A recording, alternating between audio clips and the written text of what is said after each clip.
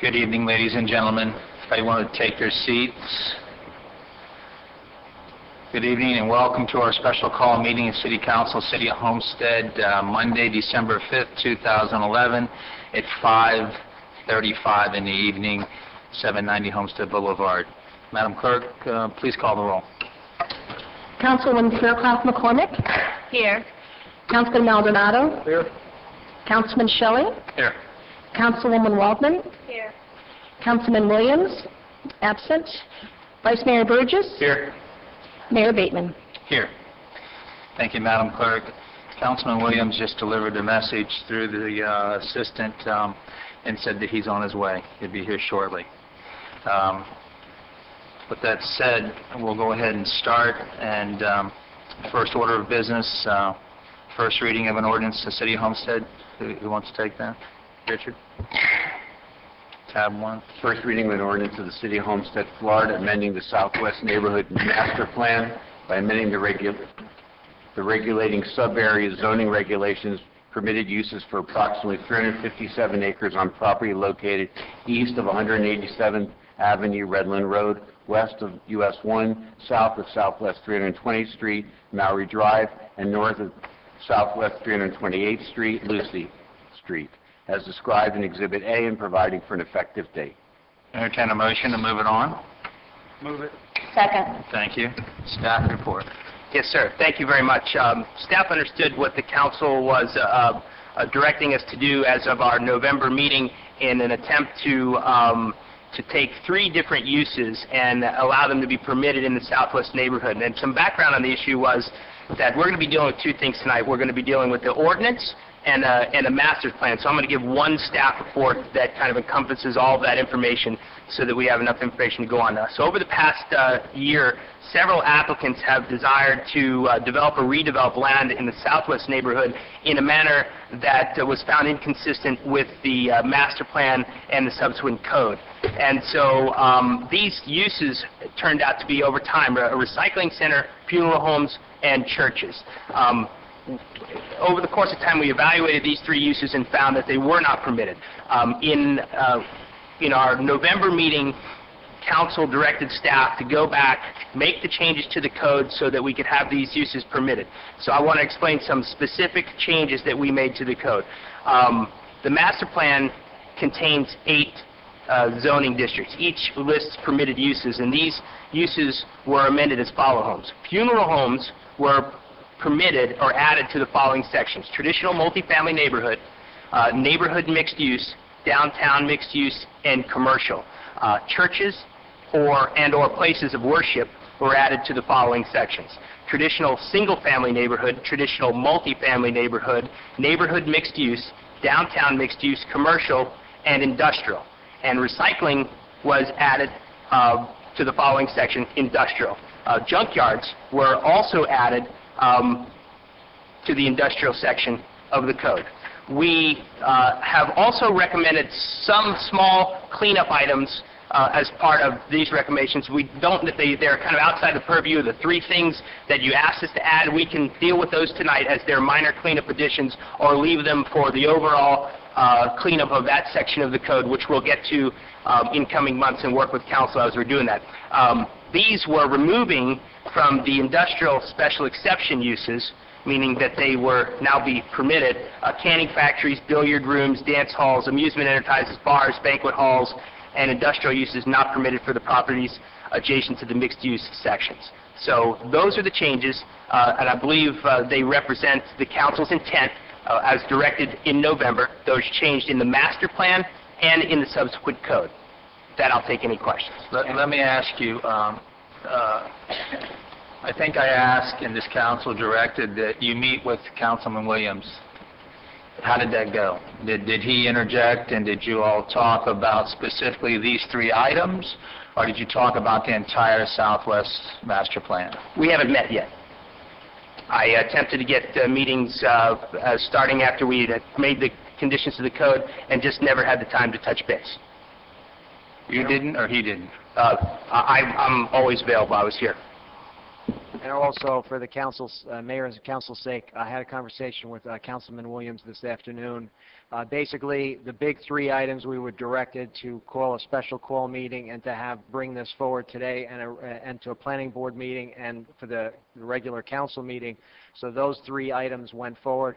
We have not gone forward with the additional major changes until we meet with Councilman Williams and we discuss those issues. So the only, I guess, the vagary here would be the smaller issues that are in your packet, and if you're not comfortable going with those smaller issues, we have no objection to holding those off, and I mentioned that to Councilman Williams today, that the big three will go forward because that was the direction that we received from you. The minor issues we could hold if you'd prefer, and the new major issues won't come to you until we meet with Councilman Williams first. That's what I was looking for, Mr. Manager. I was looking for, let's deal with the big three that came up at the last meeting. Let's get those satisfied so those people can move on, and then let's give Mr. Williams a chance to get into the entire Southwest plan with the two of you, all right? Or however you set it up. Perfect. We're happy to do that. Yes, Mr. Schilling. Mr. Mayor, my opinion is the same. I think that rather than just kind of picking other items to add in there, I'd like to wait and do that at the total when we evaluate the entire plan.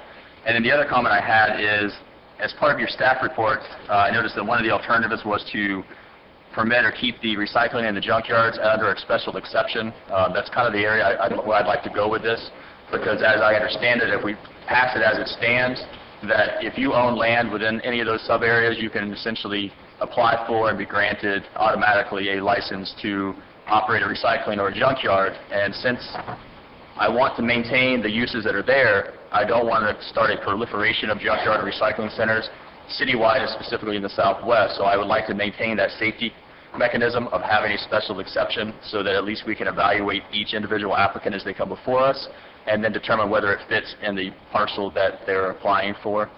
One of the other reasons, too, is it's my understanding, I think I spoke with one of the property owners there within that junkyard, and it's very difficult to find space within Miami-Dade County and other municipalities to have such a facility. And so if we kind of allow it as a matter of right within our areas without having a special exception, you may have everybody congregating to the city of Homestead. And so, again, that's another reason why I think we should maintain that special exception condition. Thank you, Mr. Shelley. Anyone else? No. Okay. I'll open the public hearing. Any questions from the public at this time? Please come forward and state your name and address for the record. Give us your input. No. Hearing none, seeing none. Here we go. Yes, sir. Name and address. I'm Morgan Cronin, 211 North Chrome Avenue. And I have registered just this evening as a lobbyist on behalf of Joe's Junkyard, one of the junkyard facilities, recycling facilities, that is within the parameters of this proposed zoning change. And the issue that my client has is that there is one particular facility that is really affected by this more than anything else, and it is an existing aluminum recycling facility that seeks to operate as a junkyard recycling facility. It is outside, and has been outside of the zoning requirements, and has been operating for years under that status, as well as several other requirements that it should have, we believe, been required to meet. And I'm not suggesting that a blind eye has been turned to that, but I'm suggesting that it has, in effect, although quite possibly not by intent, been operating at an advantage over the previously operating facilities, in that they have not had to meet the requirements of the licensing for junkyards, the wall requirements, and the zoning requirements. My client has been here for many years and has spent millions of dollars, invested his life and all of his savings and his entire business in developing and complying with those requirements, the licensing for junkyards and so forth. Now, I understand that there is some suggestion that the definitions of what is and isn't a junkyard and what is and isn't a scrap metal recycling place may be somewhat ambiguous, but I submit to you that it is not. It's very clear. The city itself has its own definition of what is and what is not junk, and would, under some circumstances, the material that requires specific licenses through the city, through the state, through Durham, and so forth. And my client has continuously kept in compliance with all of those things. And he's got somebody right next door, to be quite frank about it, who's operating at a less expensive means and is able to run an unfair disadvantage on my client.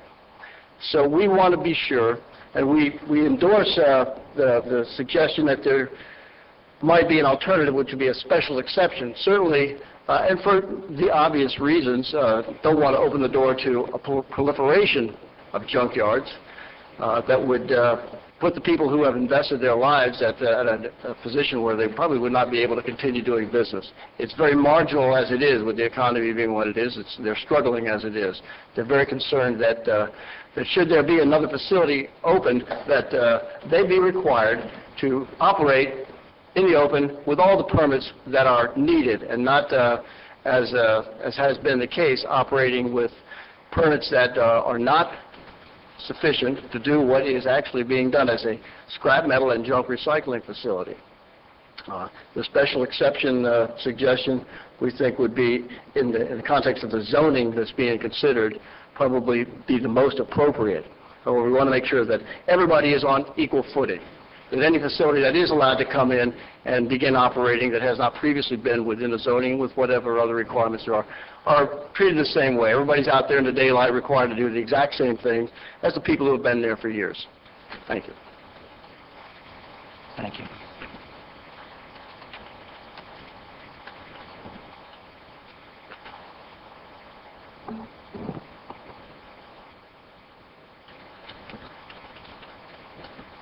Yes, ma'am.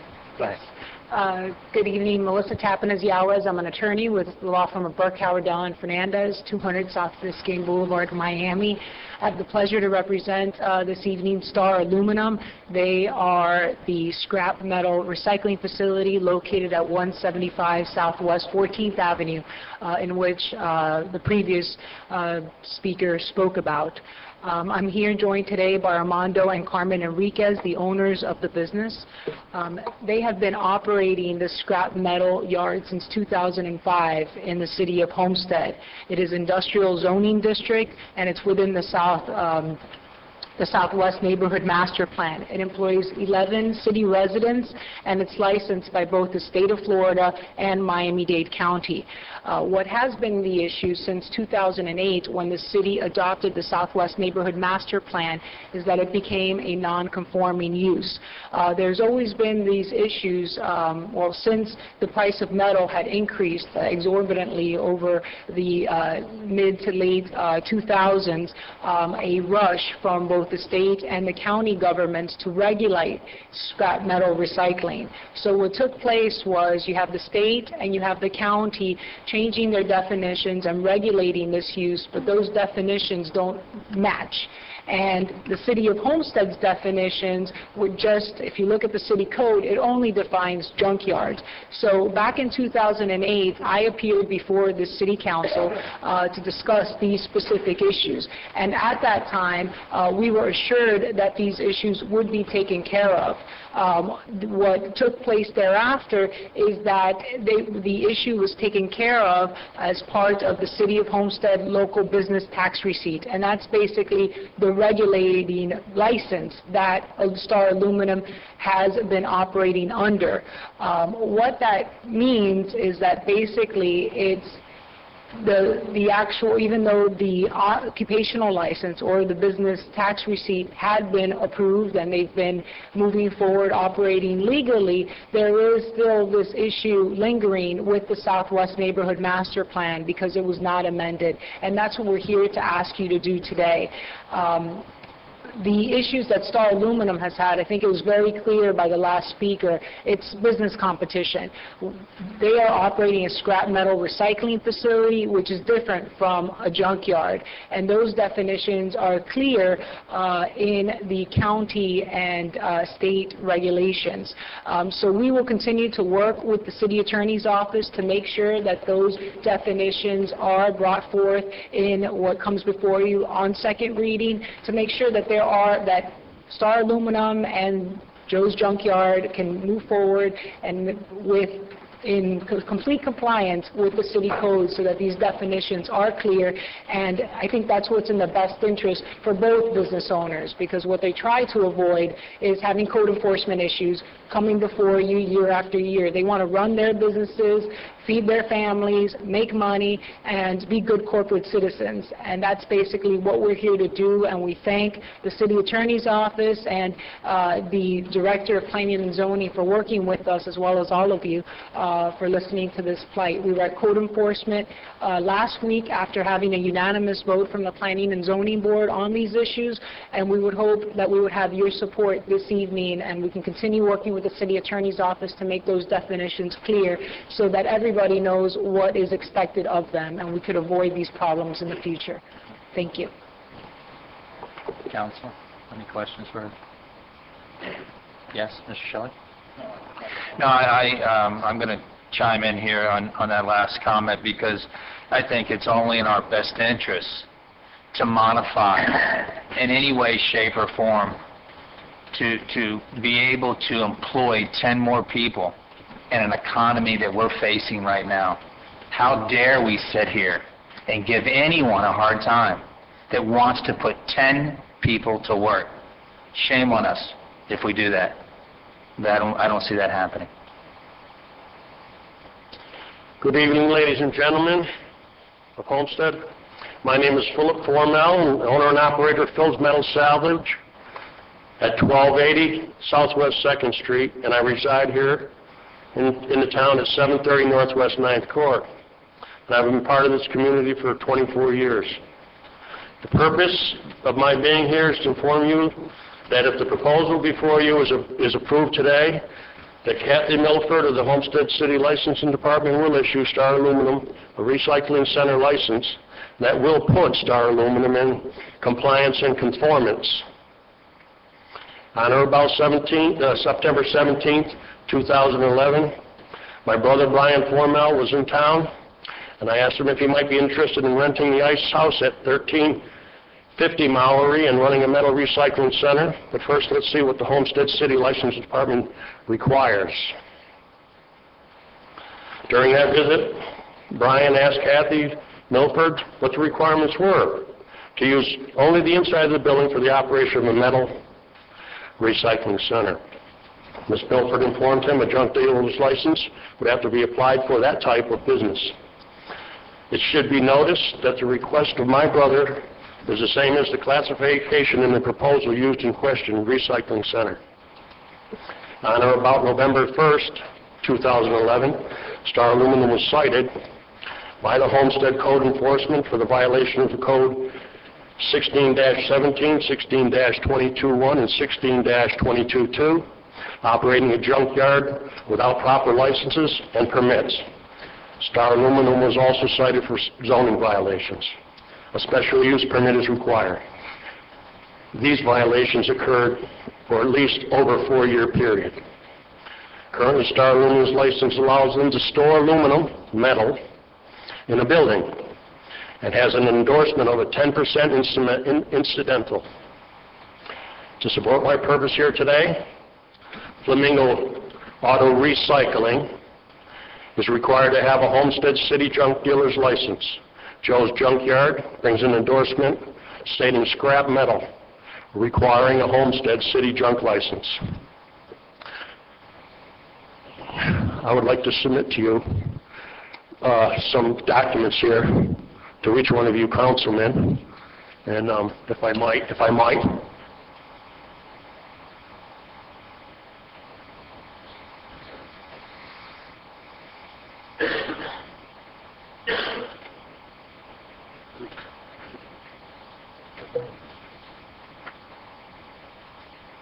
Thank you, sir.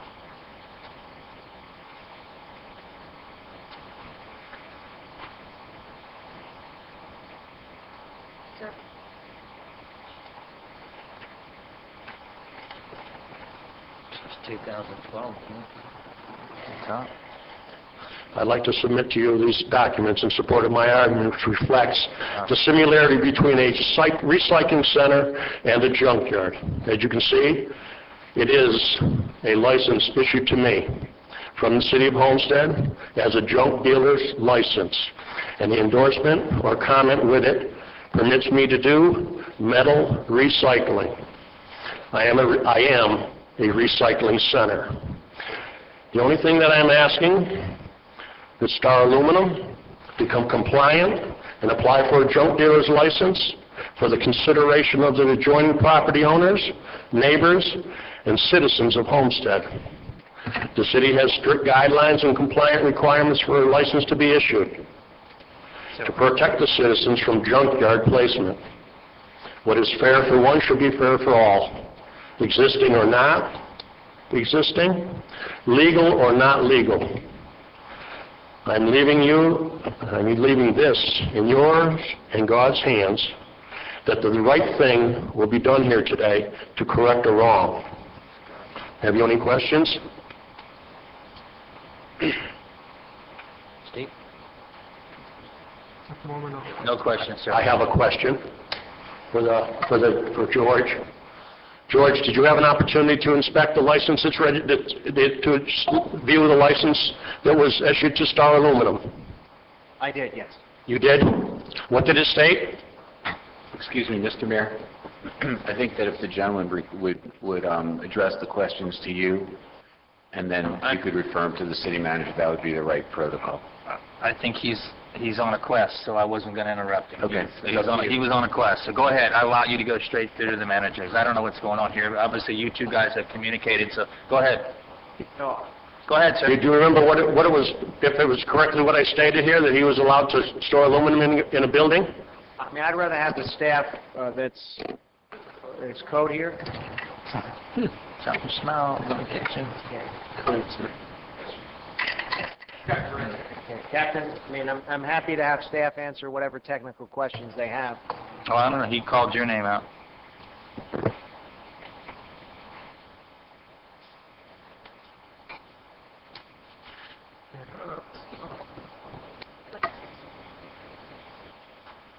Through the mayor, Yes. this is turning into a quasi-judicial Yeah, hearing. we're going to let site-specific. him vent this last question, and then we're done. He's going to sit down, and we're going to vote. Mr. Mayor, what she's referring to is that there's an open code enforcement case, and some general questions are okay, but to start to retry the code enforcement, we have an open code enforcement I case. see it sitting up here. Yeah, so we should not allow this to turn into a code enforcement hearing and a cross-examination of... Okay, sir. Thank you very much. Can I ask you one question, Mayor? Sure. I agree with you. I'm in agreement with you that we need businesses in here, and we need employees. But don't you agree with me that we need legal ones? Well, we're going to make it legal. We're going to make it legal tonight, because let me tell you something. What was done in 05 and what was done in 08 doesn't fit in 011. So you're standing up there and you're arguing over a mute issue. And yes, you anger me, because you're going to knock 10 or 20 people out of a job because you want to make a point. And Joe's Junkyard wants to make a point. Well, I'm not going to make a point for 10 jobs, sir. I'm not going to do it. So argue with somebody else. What about the principal? I'm done. What about the principal? Sir, you're done. You're done. Sit down. Thank you. Mr. Mayor, Yes, sir. I just want to specify as well that this isn't about a particular applicant tonight. This isn't about one particular property owner within the Southwest Master Plan. This is the Southwest Master Plan as a whole, and making sure that whatever we pass tonight applies across the board to everybody. So if we pass this tonight, then whoever owns property within that area will have to comply with the law that we put in place tonight. And so if they don't have the licenses, they'll get the licenses. I mean, it's going to work going forward. So this isn't about one particular applicant tonight. This is about the plan as a whole, and that's the way I'm looking at it tonight, is the plan as a whole, not about any particular individual. And also, if you don't mind, Mayor, I would like to at least make a motion to amend the current motion on the table to include language for a special exception versus just as a matter of right. Richard? What he's doing is suggesting an amendment to the ordinance that requires a second. Second. Sounds good. James? Just for clarification, the motion in the second was for the document as presented. Well, there's the master plan and then also the ordinance. I'm going to talk about them collectively because, as Joe mentioned, in going through and adding the three biggies, the churches, the funeral homes, and the recycling center, when your staff got to the industrial district, they also noted uses that were listed as prohibited that didn't make sense. In order to be more accommodating or to try to, there's extra strike-through and underlines through there. But those are the small stuff that you all indicated that you didn't want to deal with tonight, that you just wanted to handle the big three. So if we're not going to consider the smaller strike-through and underlines, then I just wanted to have that motion reflect or to specify. I really need two he's just dealing with one motion, which is just to have it a special exception on all of them. No, just the recycling and the just the junkyard. recycling, to have that by special, Recycling and require a junkyard by public special hearing exception. before it's permitted. So that's the motion. We could deal with the others in another motion. So we'll take the amended motion first?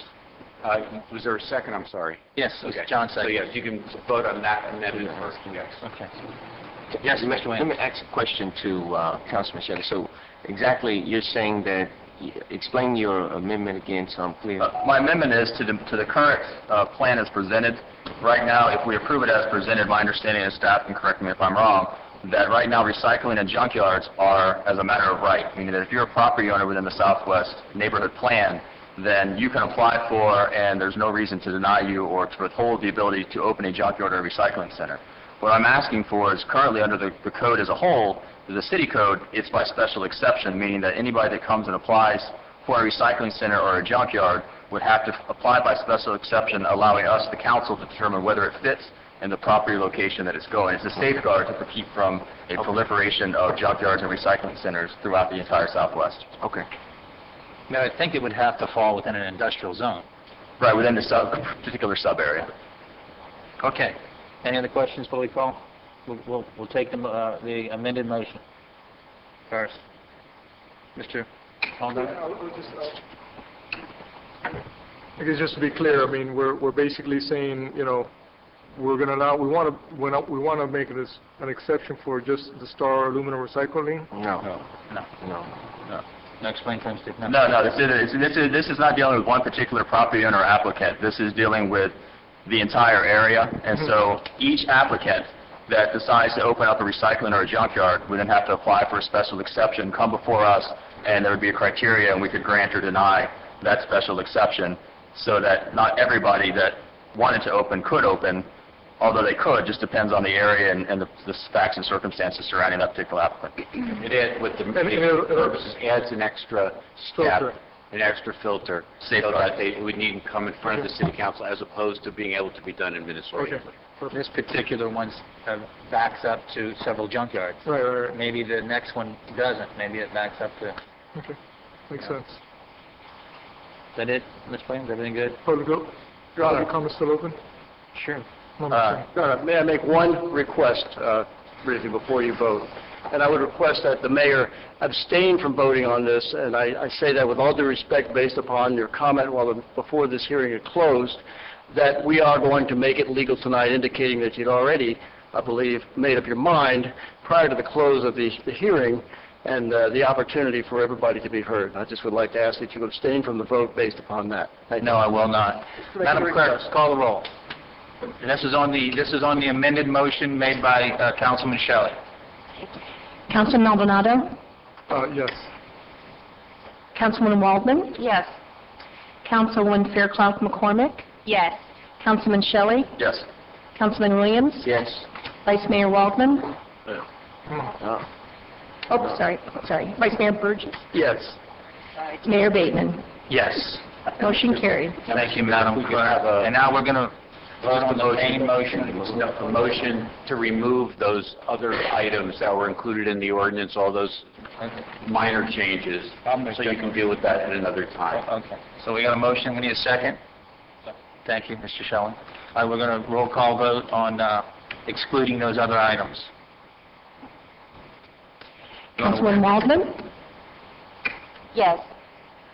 Councilwoman Fairclough McCormick? Yes. Councilman Shelley? Yes. Councilman Williams? Yes. Councilman Maldonado? Yes. Vice Mayor Burgess? Yes. Mayor Bateman? Yes. And now the motion would be to, on the ordinance as amended twice now. Okay. On the main motion, the body of the motion, yes. Mr. Mayor? Yes, please. We have two, this is for the tab 1, right? We're going to have a second vote on tab 2? Okay, that's correct. Tab 1. Yeah, this is tab 1. Tab 1. Okay, any other questions, what we call it? Okay, Madam Clerk? Councilwoman Fairclough McCormick? Yes. Councilman Shelley? Yes. Councilman Williams? Yes. Councilman Maldonado? Yes. Councilwoman Walton? Yes. Vice Mayor Burgess? Yes. Mayor Bateman? Yes. Thank you, Madam Clerk. All right, reading tab 2.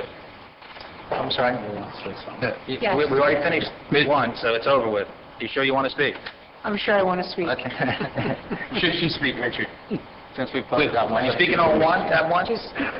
Mr. Mayor, if I might, it was, Ms. Tappanis and I were having a conversation, and she would like clarification with regard to the existing businesses located within the Southwest neighborhood, Star Aluminum and a number of the other businesses that are currently existing. If they would be required to come in and get a special exception under the regulations, and Star Aluminum would be required to come in and get a special exception, so would anybody new coming in who wanted to have a junkyard facility would have to come in and get a special exception. If a business was already granted a special exception by the city, then they were grandfathered in and they wouldn't have to come in and get a new special exception. But anyone new coming in would need to go through that process. And I just wanted to clarify and advise you all of the record, and I think that was Ms. Tappanis' question as well. Okay, so, Pete, it's good? Yes, the only way around it would be to, as part of this ordinance moving forward to second reading, would be to include language regarding existing uses, an exemption for existing uses. If not, we would have to come in through a special exception, and the code enforcement issues will continue until we are able to be heard as part of the quasi-judicial process. I just wanted to make that clear so that we were all clear moving forward what the direction of this council would be. Thank you. Thank you. Good? Okay. Tab 2, first reading. An ordinance of the City of Homestead, Florida, amending the City Code of Ordinances by amending Chapter 30 Zoning, Article 3, District Regulations, Division 23, Planned Urban Neighborhood District, Section 30, 396-62 sub-areas of the Southwest Neighborhood Planned Urban Neighborhood, providing for severability, inclusion of the code, conflicts, and effective date. Motion? I'll move it, Mayor. Thank you. Second? Second. Thank you. Staff report.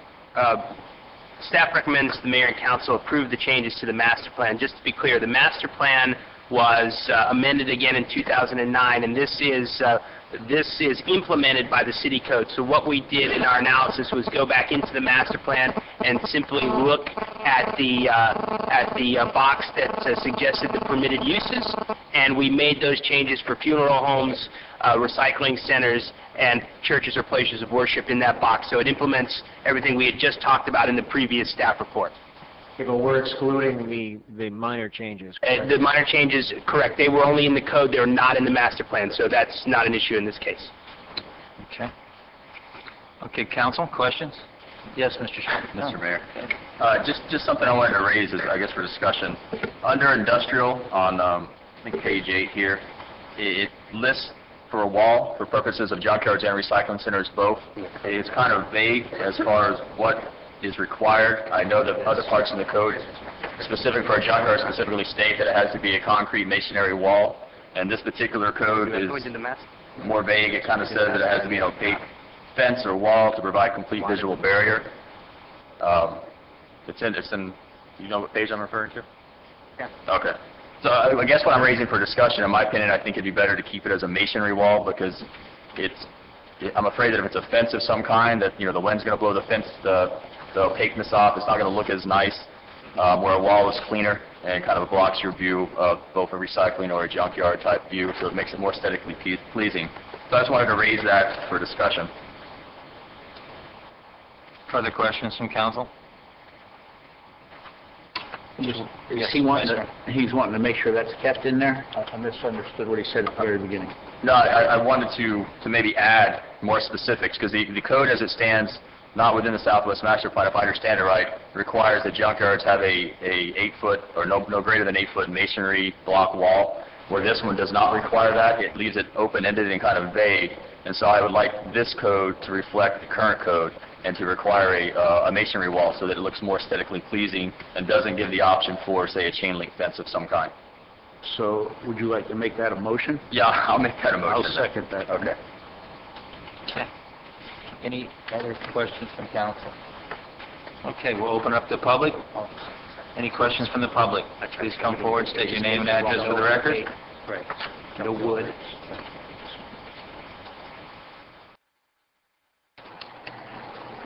Good evening, Mayor. Evening, Council. My name is Alfredo Cordero. I'm from Homestead, located in 221 Southwest 4th Avenue, Homestead. And we own a piece of property on the east side on 3rd Avenue. And many years ago, the piece of property was part of the industrial side. And there's only one lot, according to the new regulations of the new zoning that happened in 2006, I believe it was, or 2007, when they started moving all the changes on the southwest side. We've been denied the permit for the particular building. It's 306 Southwest 3rd Avenue. We got a couple tenants that came in through, and they want to park trucks at Uniform Company. We got Arizona Tea also. They want to rent a place to park trucks to truck down to Key West. And they want to create some of the jobs. We also have another company doing architectural concrete designs. And the license was denied to all these people because the lot on the north side is industrial, and the one on the south side is only commercial, but it's got a apartment building. There's an old building, and also there's a house on the south side. So I request on the previous meeting a recommendation of trying to get all on 3rd Avenue from 2nd Street on both sides, to take it all the way down to 4th Street to make industrial, because really industrial land is getting very tight in Dade County and Hialeah. So, we're all looking for businesses, and I would like to see if they have in consideration not only for the junkyards, it's for everybody on the looking back again on the zoning. Why we're going to leave a piece of property is, commercial and not industrial like it was many years ago. And we know the particular building, I don't think it's going to pass the 40-year inspection. They're probably going to have to do so. I don't know what's going to happen with the rest of the property. A house down on the south side is in very bad shape, and it's become now a problem for us on the neighborhood because it's becoming a drug place. But is the property contiguous right now with... To the apartment building. No, with the industrial? It is, yes. It is contiguous? Yes. And just to take a look, and see, everybody is being affected with these changes in Homestead, especially on the southwest. Before they made any commitments, to overlook, so it doesn't affect anybody. We're not pointing the finger on anybody.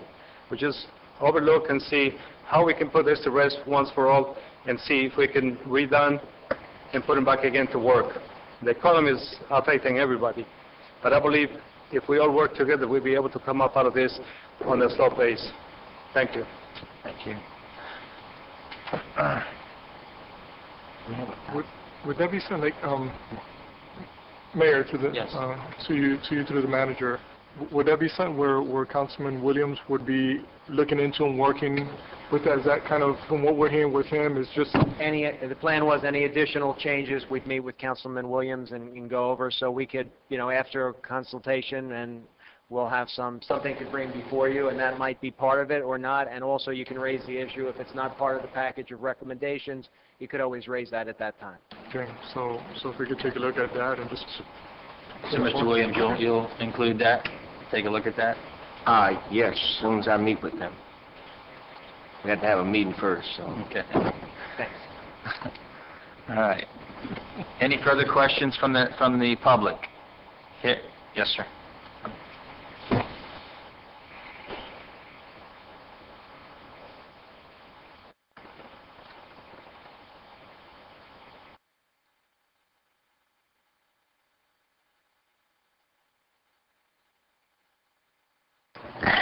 Good evening. My name is Lee J.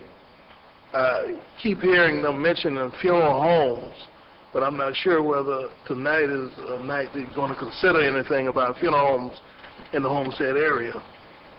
Is it? Yes, that's what we're doing now. Okay.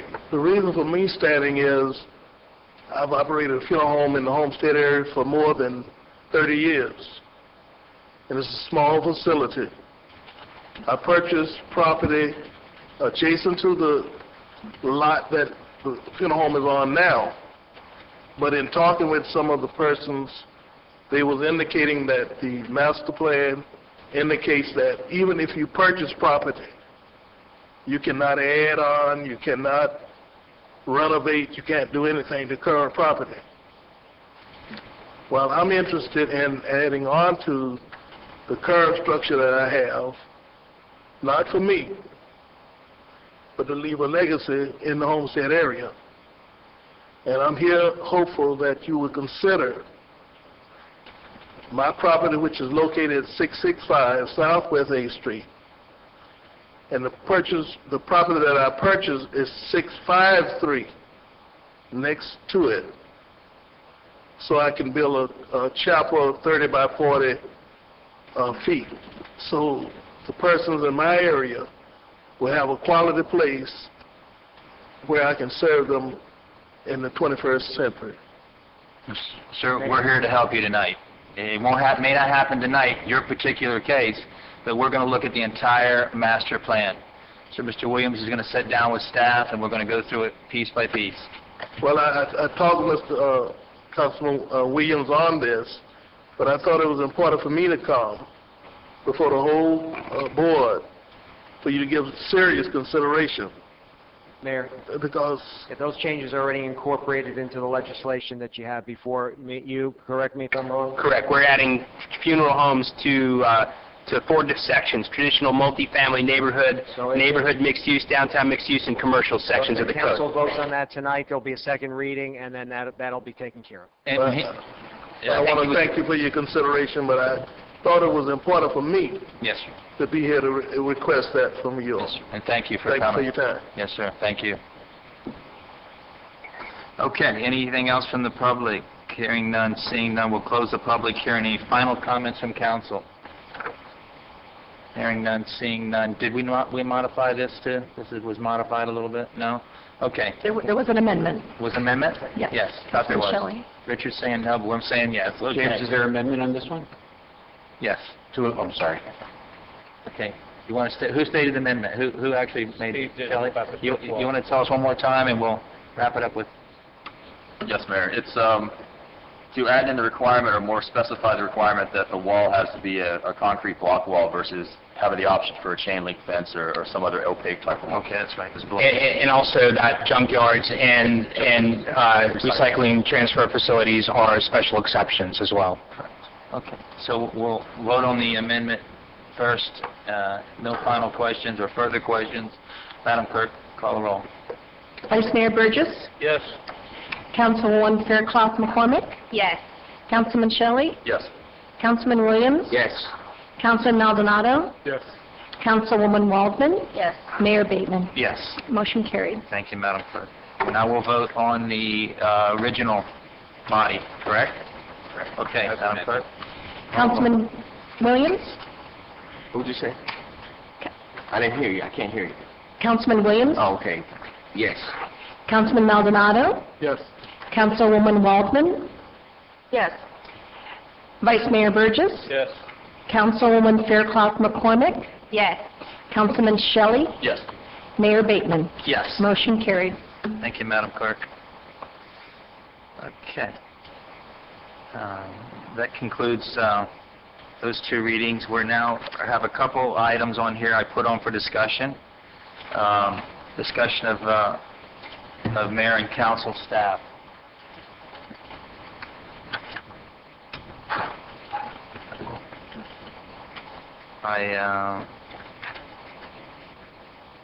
Mayor, can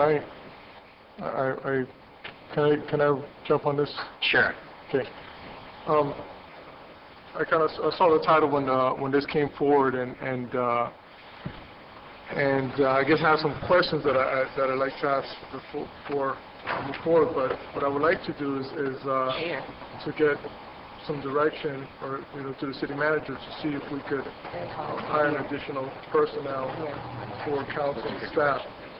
I think right now, how many staff members do we have today working for council? Mayor, can we just ask Councilman to speak up, because we can't hear him now. I'm sorry, yeah, I Turn step up the forward. volume on the microphones. No, I step forward. I was kind of leaned back on my chair. I can't hear. Yeah, it's hard Can't hear anything. Turn up the volume a little bit. Pump up the volume, pump up the volume. Boom, boom, boom, boom. There you go. No, no, Pat. We'll get out of here. It's fine. We'll all speak up. Let's just try to speak up. I was sitting back, so. Good evening.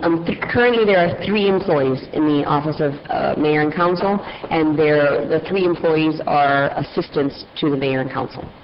And those 3 individuals that we have that are all full-time now? Actually, there's one that is a temporary employee who we have been processing through the background process to put on board. But there are 3 slots in that area. So the intention is to make that person permanent, which would take place sometime this week. Here's my case. I know that for the most part, the mayor has one of his aides, one of those individuals working for him a lot. I know I always say better him than me, because I know he gets a lot more requests than I do, and that person always seems to be tied up with a lot of his items. I'm finding myself working right now with just Marisol, and I've caught where she's kind of backed up on a lot of items. I know in the past when Patty was there, I had asked, and I recall when I spoke to you, to make sure that we always have enough staff on board, so that we don't fall behind on any items, so that because we're getting so many requests, things to get done, and I've just found myself a few times already kind of we're almost there, and they're handling a bunch of other items for all the council members. So what I'm seeing a lot of times is just more of 2 working on most of our items. So I would like to at least bring this up for discussion and see if we could bring someone else on board. So with that, I would like to ask also this council, how do you guys feel about that? Do you feel that we have enough support up there and help? And I want to bring forward for discussion. I'd just like to speak last. Anybody? Well, I'll through the mayor. Sure. I would just like to say that I like to, what I say, autograph my work with excellence. And if there are individuals who are working with me and for me, I expect the same. My transition on council hasn't been as smooth as I would have liked it to be, based on my husband's experience when he was on council with Patty Sullivan, and give her kudos for the fabulous job that she did with transitioning him into his new position. Thank goodness I am not as green as many expect me to be at this point. And as far as Marisol, she has been handling the bulk of my requests. The ball has been dropped to a certain extent, not due to her ability to execute, but because her cup runneth over. When I initially came on board, she embraced me and she did a wonderful job, and I believe in her ability to continue to do so, but her plate is full.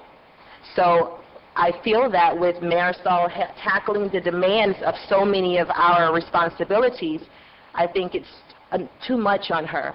And I think we should move forward with providing her and Lourdes more support that is consistent and who's in place to effectively handle our matters. So that's my position on that. Thank you. I think, go ahead, Ms. Thank you. I think we have a difficult situation here because Anna was put down the hallway, so she is not in the mix of the everyday workings of that particular office. She's not there to see, to be able just to lend a hand at that moment. But Vivian, when Vivian and I talked, it was my suggestion that one of the assistant city managers be in charge of that department. And I mean, this is the first I've heard that Maricel is overworked. So I think we all should just pull together and work together. I know Anna's going to be having surgery here in the next week, so maybe a temp could be brought in at that time. But I remember when I was just as busy from before, and the city clerk not only did all the city clerk work, but also did all the council work with one assistant. So, and I haven't changed one bit over the last few years. So, I mean, I just don't know, but I think don't we have budgeted for 3? Is that what we have budgeted for? So I'd just like to see all the ladies in that department come together, work together. I know they're all working on the MLK breakfast together. They're all doing things together, and at this time, I cannot go against the city manager as far as what we've already planned for. Whoops, I got a microphone up here. As far as what we've already planned for in the budget. But I think the ladies are all willing to work together, and I don't see any problems that way. So thank you, Mayor. Mayor? Sure. Go ahead, Jim and Cora. Get on my soapbox here. Let me ask a question. Are you saying to City Manager, to Vivian, are you saying that in the budget it's allotted for 3 people? Yes, that's correct. And I thought it was more. It's not? No. So 3 full-time? 3 full-time. Persons? Yes. Okay.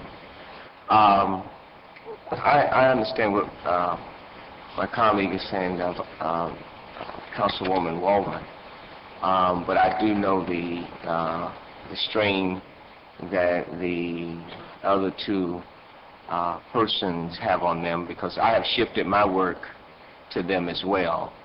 And I know sometimes just trying to get some things taken care of, and they're doing an exceptional job, but I will be more lenient to bring on an additional support person to help out in that area.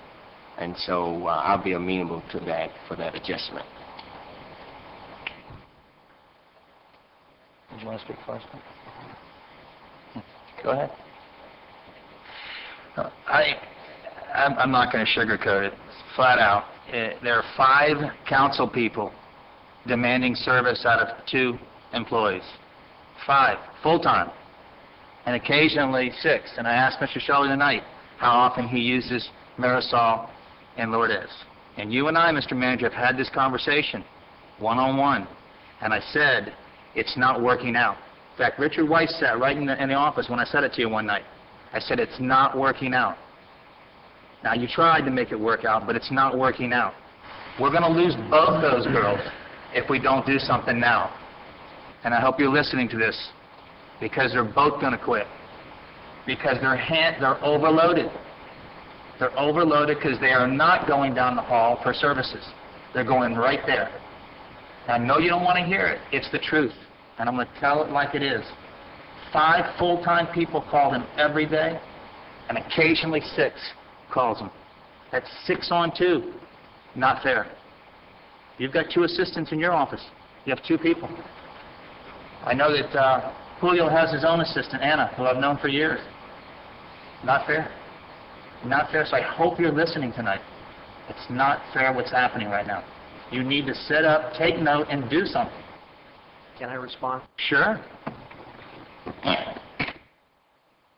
My job is to service this elected body. We had a discussion at the budget cycle, and we had a discussion in terms of your needs. The budget that was adopted is a reflection of what the will of the council was at the time. If the council chooses to go in a different direction, I will find a way to increase the positions. This is not about me opposing anything. This is about a discussion that I had with council members and the direction that I got at the time. So I don't want you to leave the impression that somehow I'm opposing this. I'm carrying out the will of the council.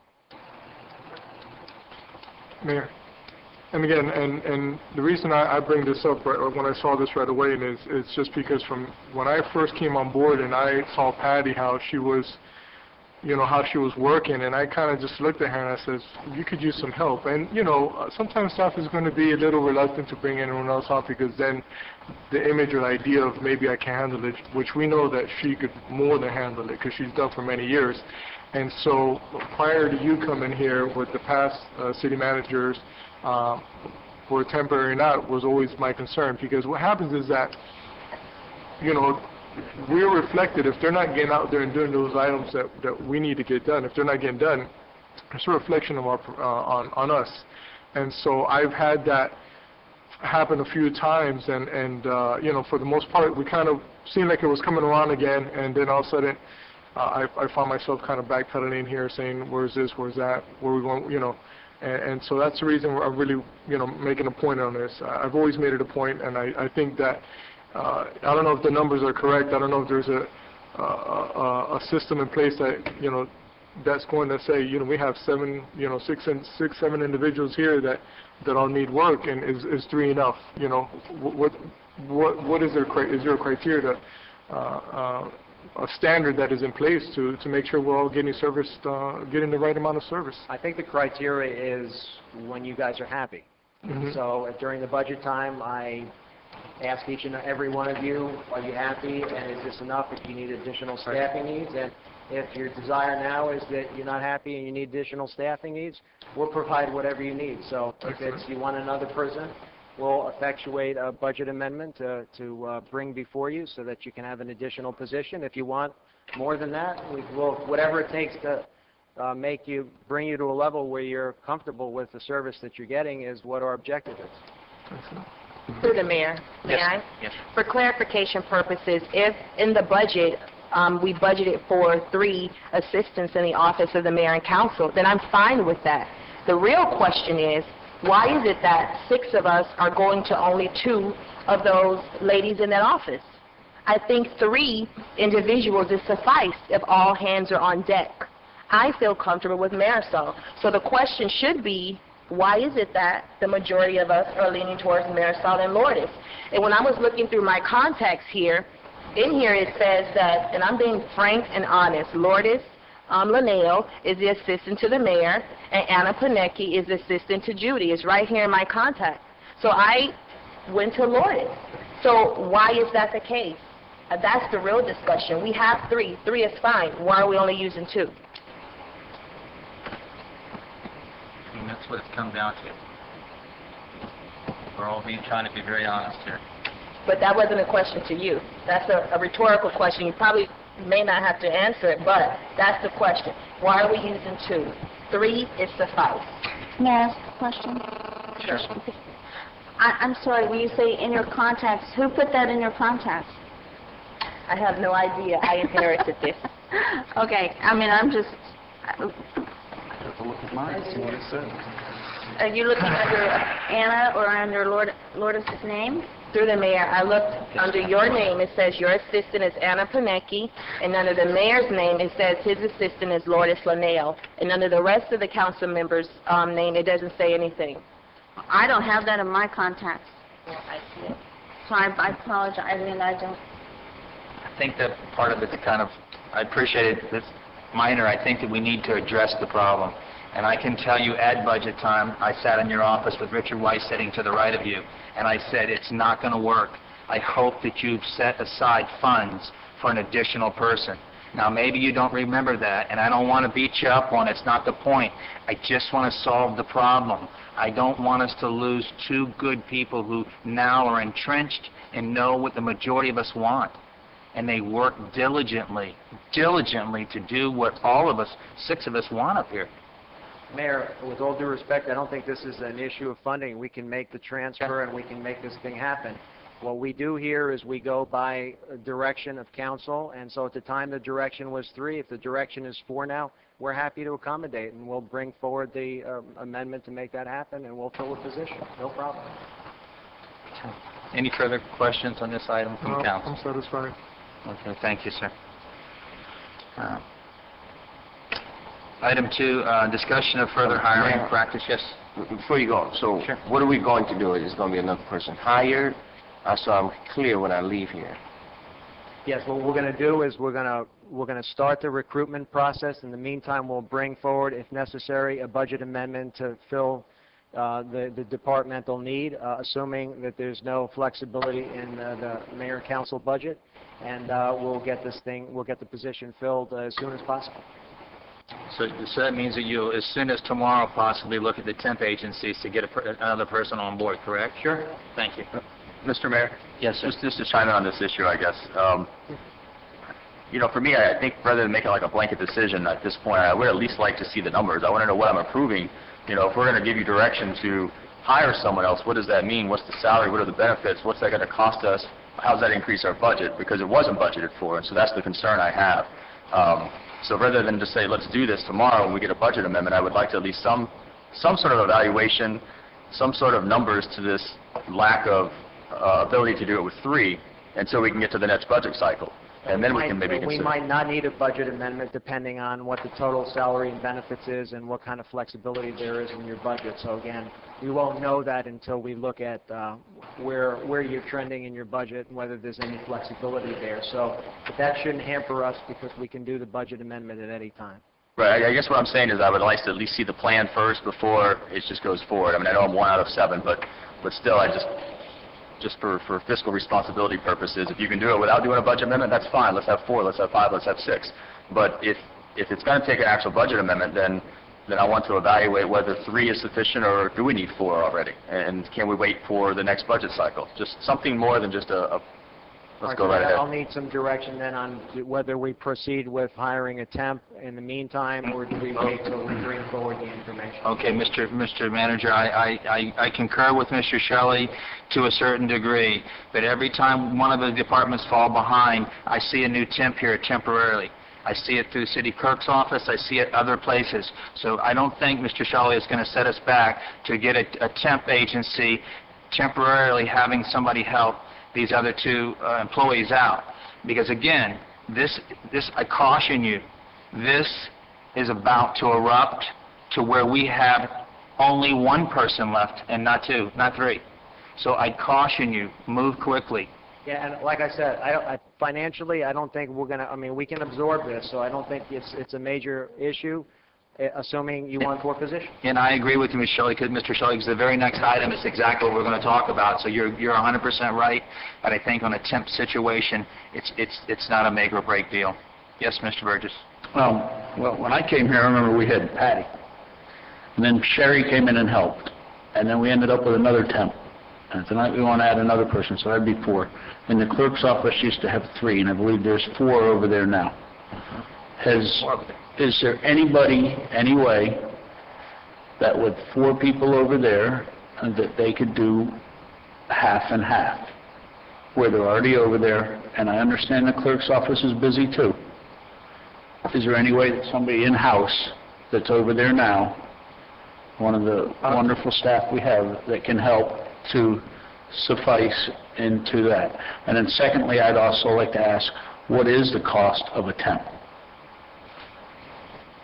Before, Mayor, before that, I think what I would say in reference to that was what happened, what they had in the past, but it was always an issue because that person was going back and forth. So the idea would be, for us, it's easy to say, let's share a person, but when it's them, they're caught between 2 different departments, and they're always, in the past I noticed there was an issue there in the past, so I would just, it would happen again. I would just want to put that out there as well. For discussion. Yeah. My idea would be that there's a lot of clerical work that goes on back there. The girls that answer the phone now and run our daily calendars or meetings or whatever we have for them, perhaps if there's some clerical work that could be taken off of their load by somebody that's there already, a couple hours a day or whatever. I don't even know what's possible because I don't know the workload that goes on an everyday basis back there.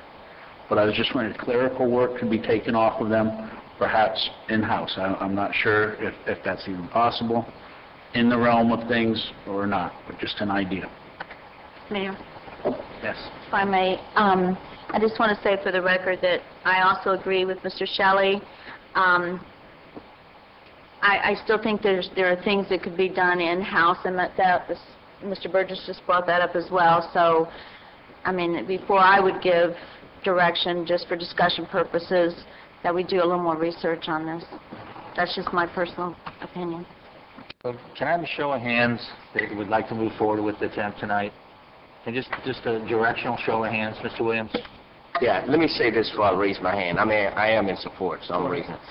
Let me tell you what my issue is.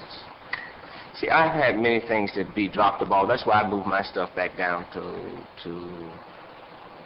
Lourdes and Marisol. I just had too many things being dropped. And I'm not going to have that anymore. And so I'm going to be in support of this because I've had some issues drop me personally in some things I was trying to do in my district.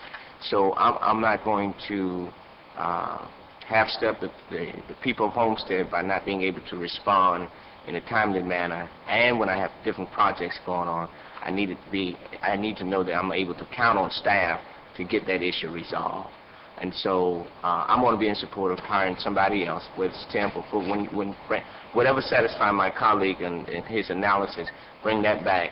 But I'm going to be in support of that. So I'm with you in looking at it, but in the meantime, once you find what Vice Mayor Burgess' cost is for a temp, I'm in support of it. However, you have to juggle it around in your budget to make it work. I'm in support of that. And I concur. I'm in support of the temp situation as quick as we can get it going, because I think that I understand what both of them have shared with me, and if we don't get it done, we're going to suffer in the long run. Mr. Mayor? Yes. Just for clarification, so a temp is just an hourly employee. There's no benefits, there's no extra incidental cost or anything like that, correct? Yes, usually they're hired through an agency, and we pay the agency pays them. And the cost depends on what the qualifications and the criteria that you're requesting for the person. Okay, and that's also at will, so we can hire them Oh, absolutely. for a week, 2 weeks, then make a bigger plan later on. Absolutely. I could support a temp for Al. Okay, thank you. Mayor, if I may, as well, I can support a temp, but I just didn't want to move forward with a permanent position until we make sure we have all our dollars and everything crossed and dotted and everything else, so just for the record. Okay, so that's 3, 4. That's Oh, yeah. 4. Yeah, I brought it That's up. 4. Okay. Anything else before we move on? Hearing nothing, seeing nothing, move on. Next item, discussion of future hiring practices. This is something that we have our visioning session set up for February, like the second week in February.